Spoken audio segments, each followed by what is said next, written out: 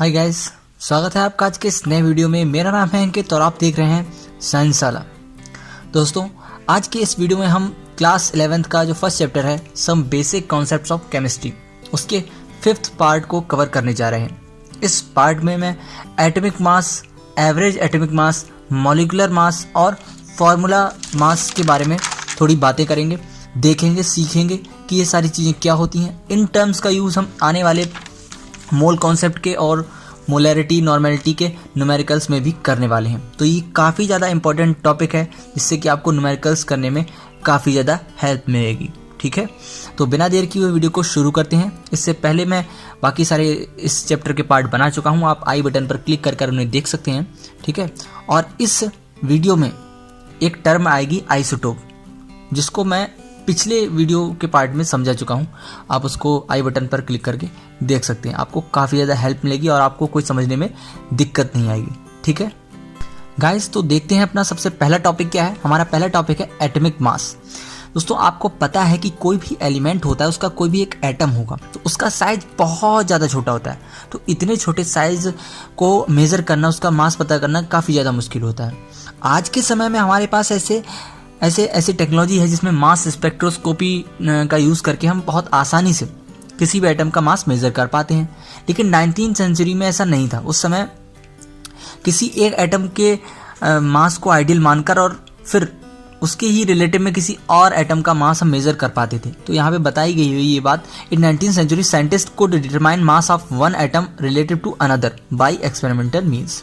ठीक है, तो अब हम कौन सा एटम लेते थे? तो आपको पता है कि जो हाइड्रोजन एटम है वो सबसे लाइटेस्ट एटम है और उसके हेल्प से हम किसी दूसरे एटम का मास मेजर कर पाते थे।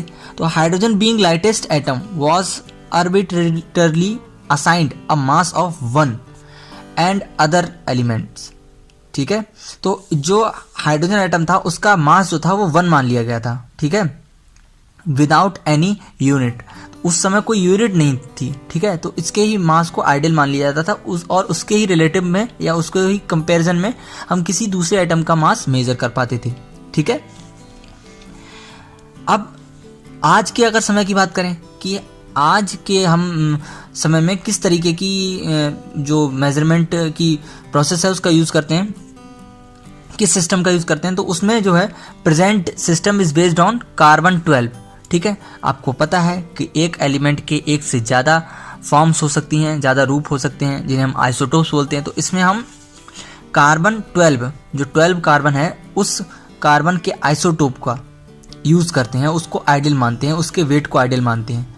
ठीक है, और जो एटॉमिक यूनिट हम जो यूज़ करते हैं तो वो होती है AMU। ठीक है, एटॉमिक मास यूनिट, AMU यानी कि एटॉमिक मास यूनिट।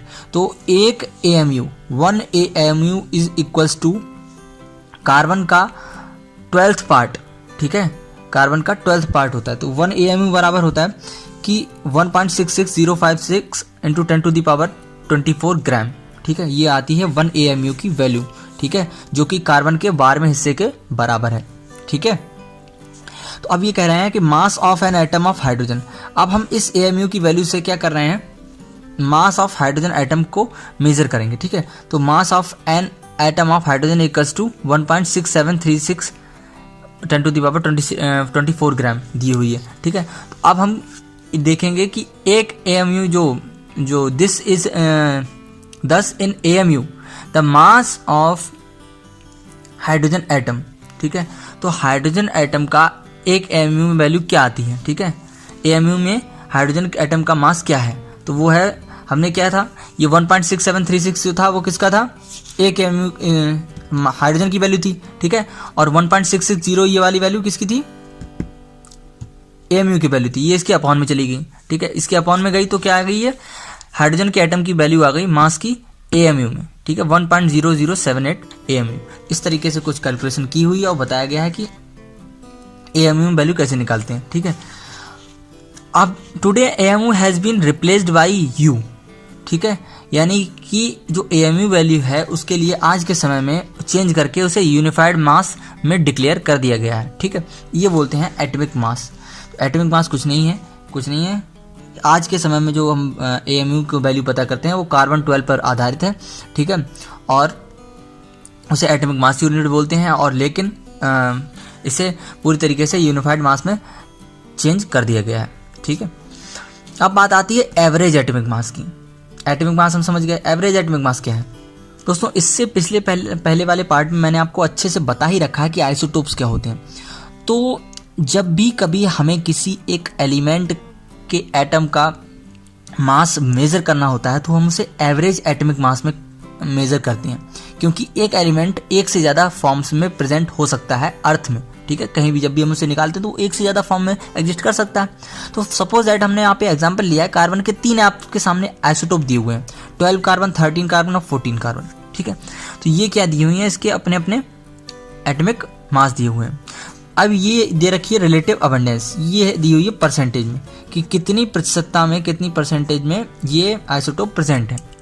ठीक है, और उसके सामने इसका दिया हुआ है एटॉमिक मास AMU में। ठीक है, तो अब क्या करेंगे, इन तीनों का हम एवरेज निकालेंगे। तो यहाँ पे ये दी हुई है क्या, रिलेटिव अबंडेंस मल्टीप्लाई बाई इसका एटॉमिक मास, प्लस यहाँ पे रिलेटिव अबंडेंस 0.11 ये वाली।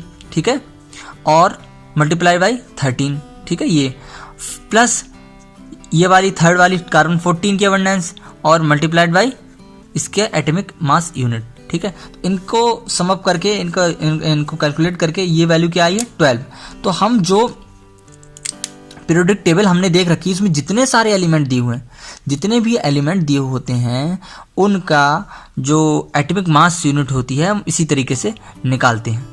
ठीक है, जो भी वहाँ पे एटॉमिक मास दिया होता है एलिमेंट के पास में, वो इसी तरीके से कैलकुलेट करके लिखा गया होता है। ठीक है, उसे ही हम एवरेज एटॉमिक मास में ही कैलकुलेट करते हैं हमेशा।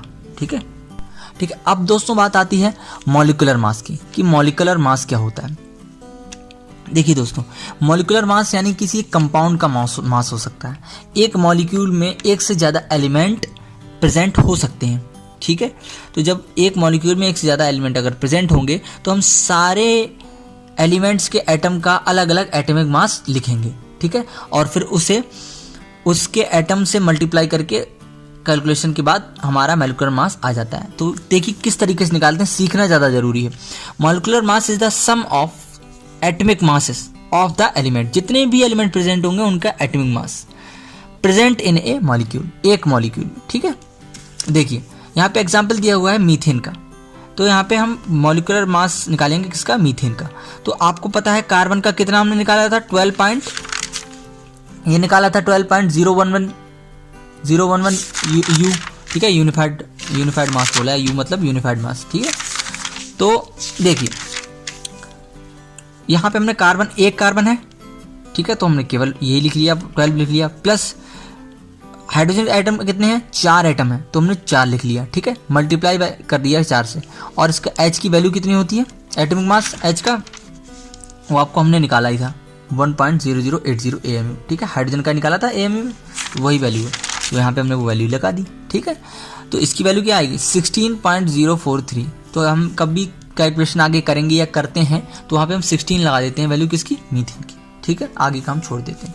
ऐसी एग्जाम्पल हमारा वाटर का है। यहाँ पे 2 है, हाइड्रोजन के आइटम कितने, 2, मल्टीप्लाई हमने 2 से करते हैं, जितने आइटम है उससे मल्टीप्लाई कर देंगे, और H की वैल्यू लगा दी, प्लस ऑक्सीजन की भी वैल्यू हमने जोड़ी, ऑक्सीजन एक ही है तो हमने यहाँ पे 16 लिख दिया केवल। ठीक, तो हमने ऐसे ऐड किया तो कितना आया, 18।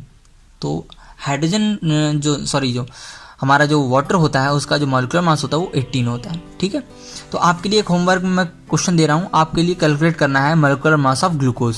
ठीक है, आप ग्लूकोज का मॉलिक्यूलर मास कैलकुलेट कीजिए बिल्कुल इसी तरीके से, और उसका आंसर आप मुझे कमेंट सेक्शन में जरूर बताएं। ठीक है, आगे हम देखते हैं फॉर्मूला मास। ये एक्चुअली में क्या होता है, देखिए समझिए बात को।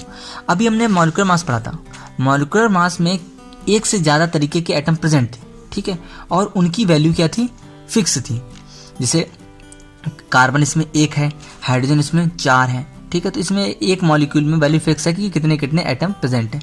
लेकिन फार्मूला मास उनमें लगता है जिनमें हम सॉलिड्स की बात करते हैं। सॉलिड्स यानी कि जो हमारे आयनिक सॉलिड्स होते हैं, आयनिक सॉलिड्स यानी NaCl, KCl, जिसमें एक पॉजिटिव आयन और एक नेगेटिव आयन होता है। ये किस फॉर्म में होते हैं दोस्तों, ये क्रिस्टल की फॉर्म में होते हैं। तो जब ये क्रिस्टल की फॉर्म में होते हैं तो इनकी एक फिक्स्ड ज्योमेट्री होती है, और उस ज्योमेट्री में क्या होता है कि एक Na पॉजिटिव का एटम 6 Cl एटम से घिरा हुआ रहता है। 6 Cl एटम से, Cl के एटम से घिरा हुआ रहता है। और सेम ऐसा ही होता है कि जब एक Cl एटम 6 Na से घिरा हुआ रहता है। तो इस तरीके की कैलकुलेशन करना कॉम्प्लिकेटेड हो जाता है अगर हमें उस क्रिस्टल का मॉलिक्यूलर मास निकालना हो। तो उसके लिए हम मॉलिक्यूलर मास निकाल के, हम केवल ना निकाल के फार्मूला मास निकालते हैं। तो फार्मूला मास क्या निकलता है? एक NaCl के क्रिस्टल का फार्मूला क्या होता है दोस्तों? Na पॉजिटिव Cl नेगेटिव, ये होता है इसका फार्मूला। तो जब ये फार्मूला होता है, इसमें हम Na की वैल्यू अलग रख देते हैं और Cl के एटॉमिक मास की वैल्यू अलग रख देते हैं, उनको ऐड कर लेते हैं और हमारा जो मास आता है वो फार्मूला मास कहलाता है। ठीक है, तो फार्मूला मास हमने निकाल दिया, Na का एटॉमिक मास जोड़ दिया plus atomic mass of Cl जोड़ दिया, दोनों को हमने ऐड करके वैल्यू कितनी निकाली? 58.5 U यूनिफाइड मास। ठीक है, तो ये हमारी वैल्यू आ गई। इस तरीके से कुछ हम कैलकुलेशन करते हैं।